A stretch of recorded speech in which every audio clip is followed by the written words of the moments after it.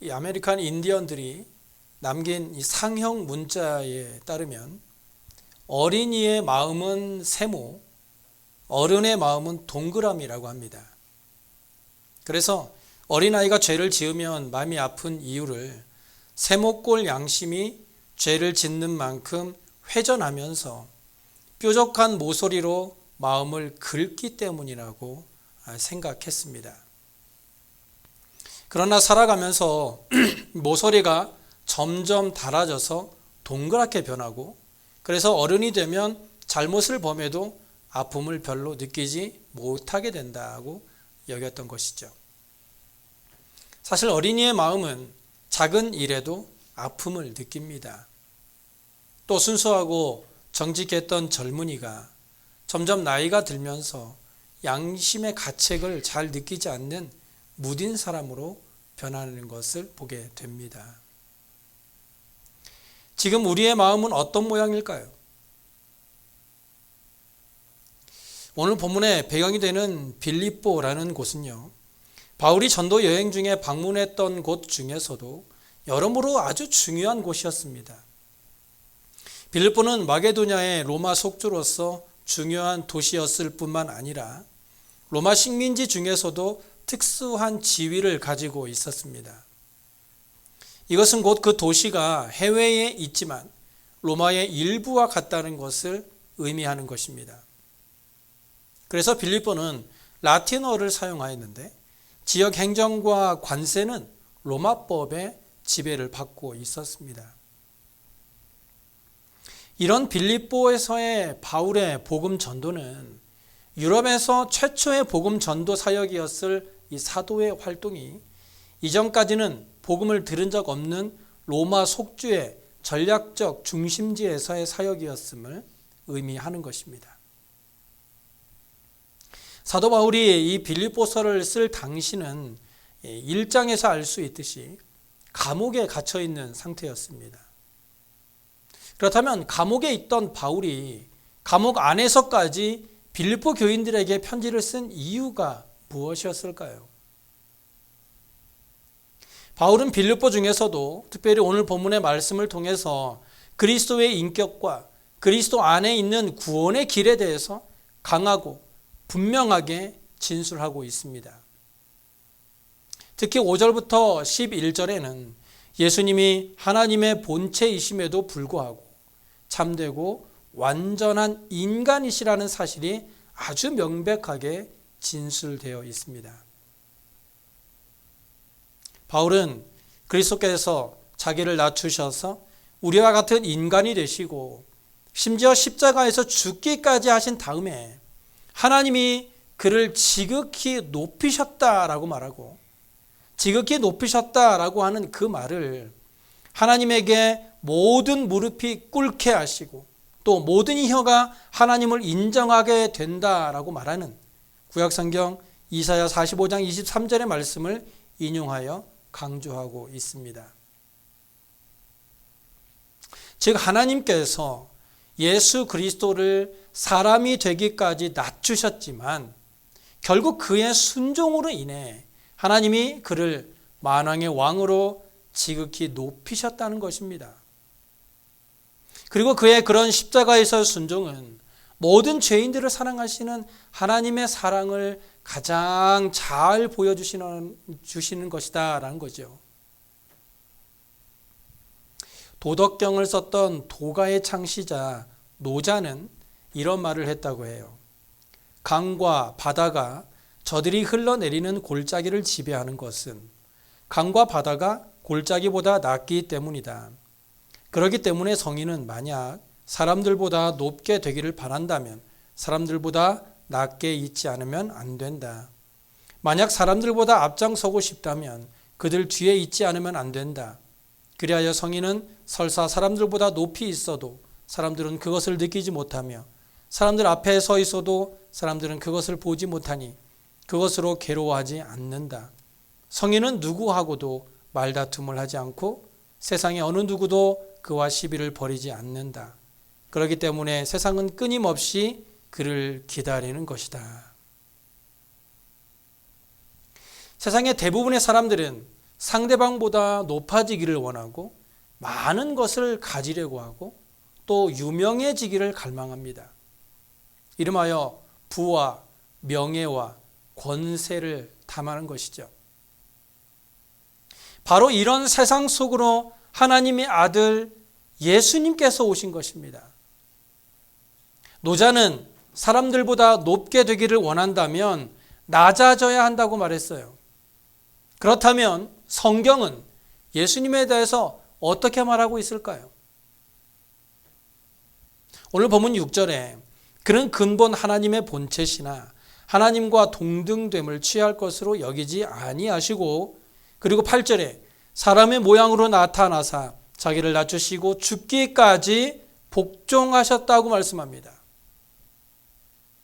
하나님이신 예수님이 자기의 본체를 버리시고 인간이 되신 것만으로도 지극히 낮아지신 것인데, 아무 죄도 없으신 분이 오히려 죄인들의 손에 의해서 십자가에 죽으셨습니다. 이것이 예수님의 낮아지심입니다. 그리고 예수님의 낮아지심은 철저하게 하나님의 뜻에 순종하려는 데에서 나온 것입니다. 이렇게 하나님의 뜻대로 자신의 삶을 온전히 비치셨을 때 그분은 하나님께로부터 모든 이름 위에 뛰어난 이름을 받으셨죠. 그리고 모든 자들로 하여금 그분께 무릎을 꿇게 하셨습니다.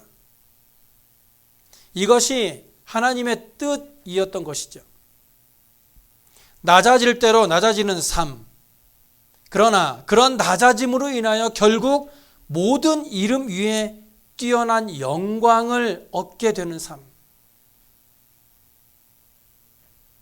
그래서 이제 사도 바울은 이런 예수님의 삶의 발자취를 따라서 너희도 그런 예수님의 마음을 품으라라고 강조하고 있는 것입니다. 바울은 예수님의 마음을 잘 알고 있었어요. 그렇기 때문에 그의 삶에 더 이상의 자기 자신은 없었던 것이죠. 그래서 바울은 그의 삶이 비록 세상에서는 보잘것없는 삶이었지만 예수님의 마음을 품은 이 바울은 그의 모든 삶을 오직 기쁨 가운데서 만족하며 살았습니다.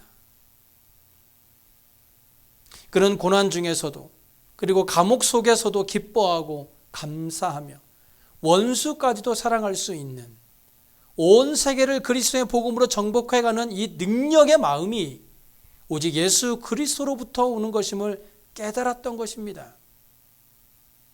그리고 이제 그 깨달음으로 바울은 빌립보 교인들에게 이렇게 말합니다. 사랑하는 빌립보 성도 여러분, 이 마음을 품으세요. 이 마음은 곧 그리스도 예수의 마음입니다. 너희 인간의 마음이나 너희 조상으로부터 받은 마음은 이제 다 버리고 이제는 예수의 마음으로 바꾸어야 합니다. 그러면 여러분에게 이 세상에서 그보다 더 큰 복은 없을 것입니다.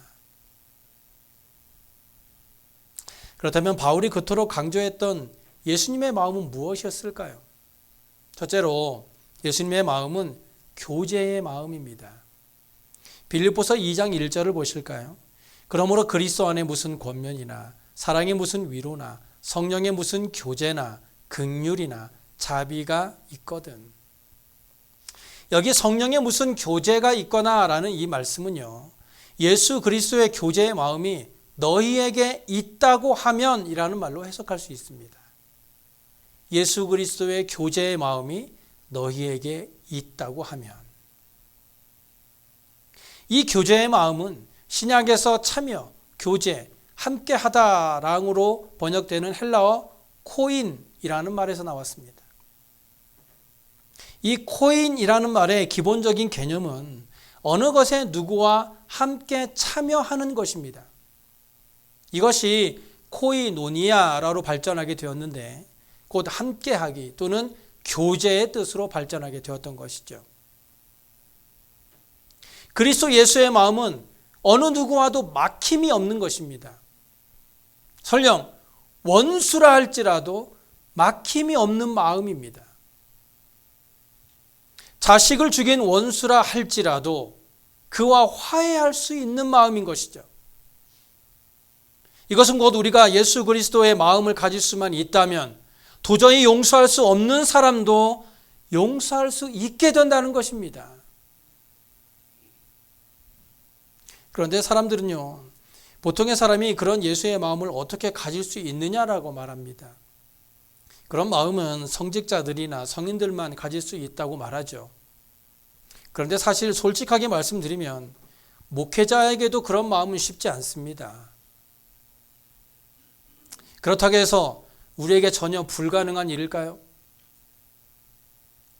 요한계시록 3장 20절에 이런 말씀이 있어요. 볼지어다 내가 문 밖에 서서 두드리노니 누구든지 내 음성을 듣고 문을 열면, 누구든지 내 음성을 듣고 문을 열면 내가 그에게로 들어가 그와 더불어 먹고 그는 나와 더불어 먹으리라. 원수까지도 사랑하는 마음을 가질 수 없다라고 생각하는 것은 우리 안에 죄가 있기 때문입니다. 예수님께서 우리의 마음의 문을 두드리실 때 우리가 그 문을 열기만 하면 그 마음을 품을 수 있는데 우리의 죄악이 그 문을 열지 못하게 막고 있는 것입니다. 어쩌면 우리가 원수까지 사랑해야 한다는 것을 너무나 잘 알고 있지만 나의 이런 마음에 정말 예수님께서 진짜 찾아오셔서 내가 그를 진짜로 용서하게 될까 봐 오히려 두려워하고 있지는 않으십니까? 즉 내가 먼저 그를 용서하고 사랑하는 것이 내가 그 사람한테 지는 것 같으니까 예수님께서 나의 마음의 문을 두드리고 계시는데도 일부러 그 문을 열고 있지는 않으시냐 말입니다. 우리가 원수를 사랑하는 것은 그 사람에게 지는 것이 아닙니다. 용서하고자 하는 마음을 억누르지 마세요. 내가 그 사람을 용서하지 못하면 하나님도 저와 여러분의 죄를 용서하지 않는다는 것을 기억하시기 바랍니다. 두 번째로 예수님의 마음은 동정의 마음입니다. 마태복음 5장 7절에 긍휼히 여기는 자는 복이 있나니 그들이 긍휼히 여김을 받을 것이라고 말했습니다. 다른 사람을 긍휼히 여기는 자라가 다른 사람들로 하여금 긍휼히 여김을 받을 수 있습니다. 나아가 사람들뿐만 아니라 하나님으로부터의 긍휼도 마찬가지죠. 요한 1서에서 사도 요한은 말하기를 하나님이 우리를 먼저 사랑하셨기 때문에 우리가 하나님을 사랑하는 것이지 너희가 결코 하나님을 먼저 사랑한 것이 아니라고 말하고 있습니다. 긍휼이라는 말은 동정이라는 말입니다. 즉 불쌍히 여기는 마음인 것이죠.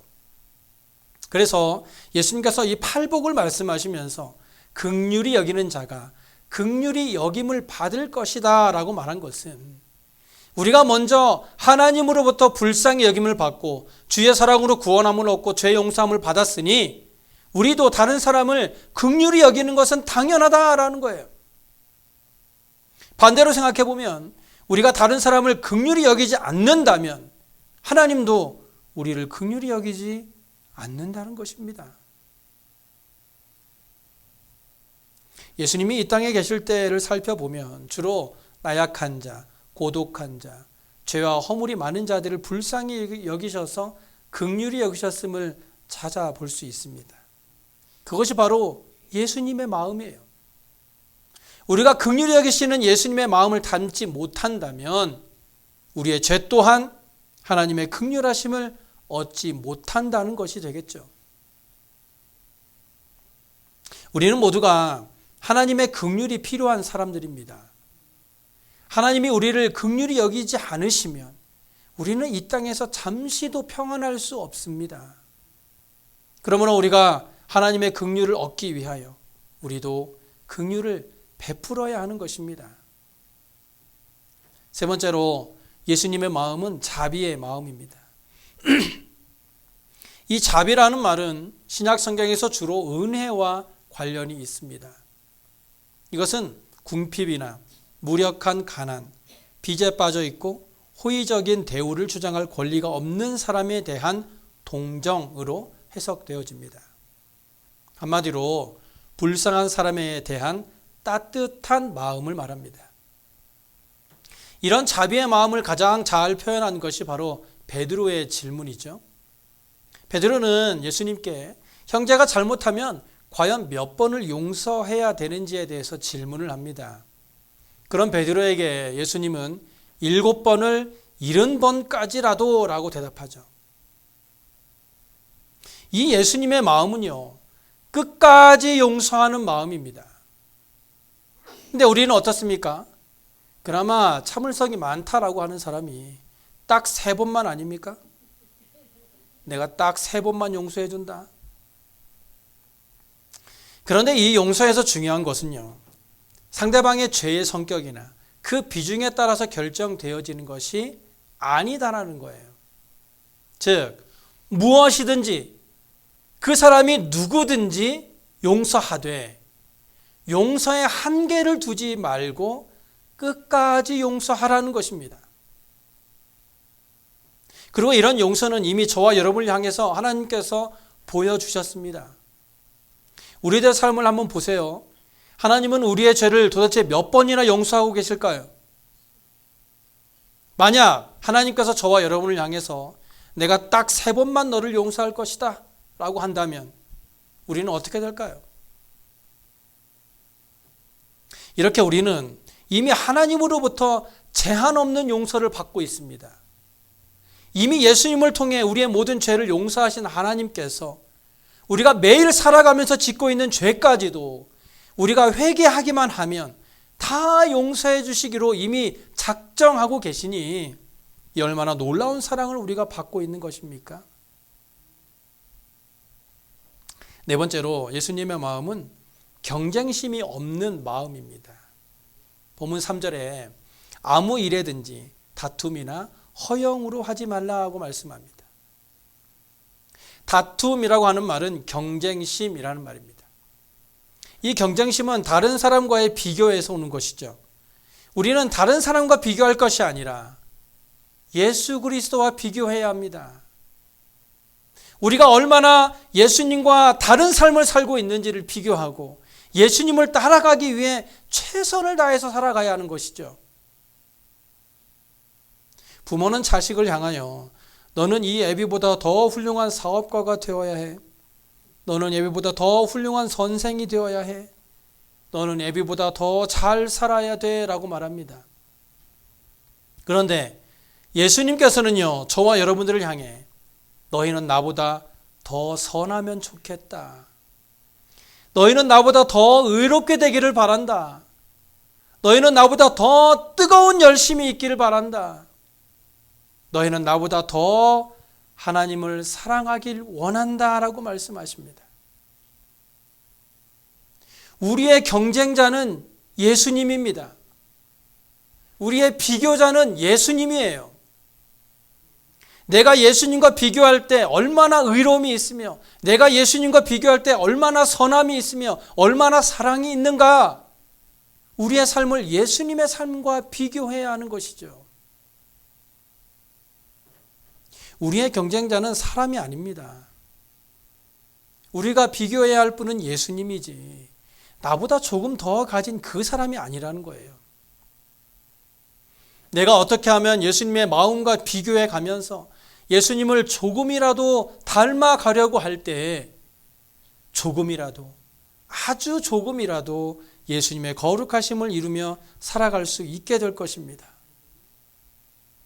주님의 마음을 본받는 자, 그 마음에 평강이 찾아옴은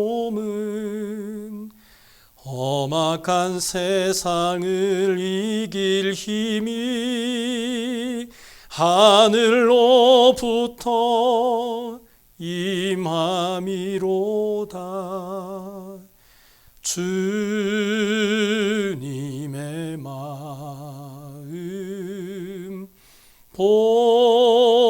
본받아 살면서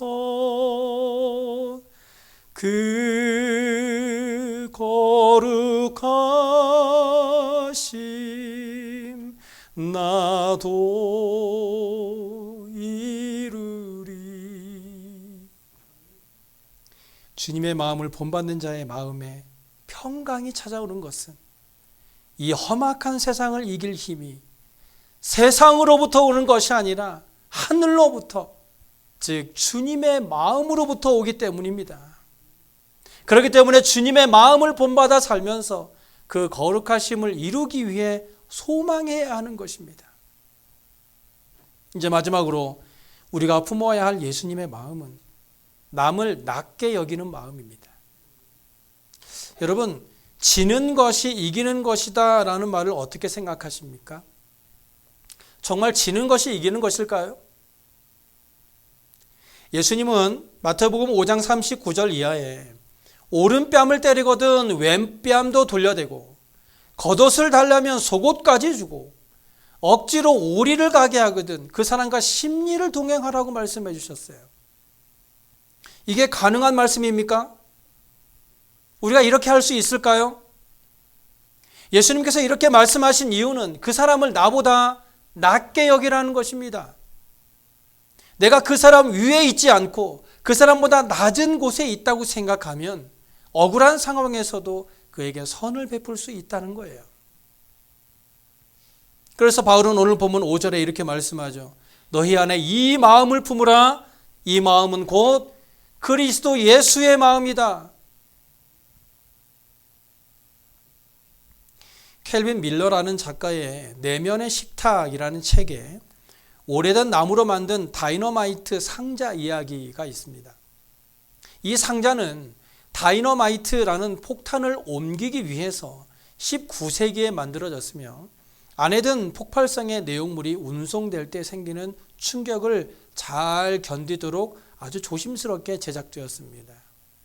그리고 그 상자의 뚜껑에는 빨강과 검정의 글자로 위험, 다이너마이트라고 크게 쓰여져 있었습니다. 그러나 최근에 와서 이 상자 안에는 다이너마이트는 없고 어느 곳에서나 볼 수 있는 집기들로 가득 차 있습니다. 이 상자가 원래 만들어질 때는 다이너마이트가 들어있다는 경고를 하기 위해 디자인된 상자였습니다. 그러나 지금에 와서 이 상자는 전혀 그 역할을 하지 못하고 전혀 위험하지도 않는 상자가 되고 만 것이죠. 하나님께서 저와 여러분을 창조하시고 이 땅에 태어나게 하실 때에는 다이너마이트와 같은 하나님의 놀라운 에너지를 가지고 태어나게 하셨습니다. 그런데 우리가 세상 속에 살다 보니 하나님의 영적 에너지는 다 없어지고 온갖 세상적인 것들로만 가득 차게 되어버렸습니다. 저와 여러분의 마음의 상자에 있는 세상 것들을 다 다시 비워내고 이제 다시 예수 그리스도의 마음으로 가득 채웠으면 좋겠습니다. 그래서 예수 그리스도의 복음의 능력이 우리의 삶 가운데 다이너마이트와 같이 폭발하여서 세상을 향하여 하나님의 놀라운 능력을 나타내는 삶이 되었으면 좋겠습니다. 사도 바울은 말합니다. 너희 안에 이 마음을 품으라. 곧 그리스도 예수의 마음이다.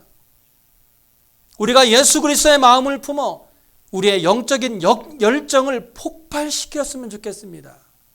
예수의 마음은 교제하는 마음이고 동정하는 마음이고 자비의 마음과 경쟁이 없는 마음과 그리고 무엇보다 나보다 남을 낮게 여기는 마음입니다.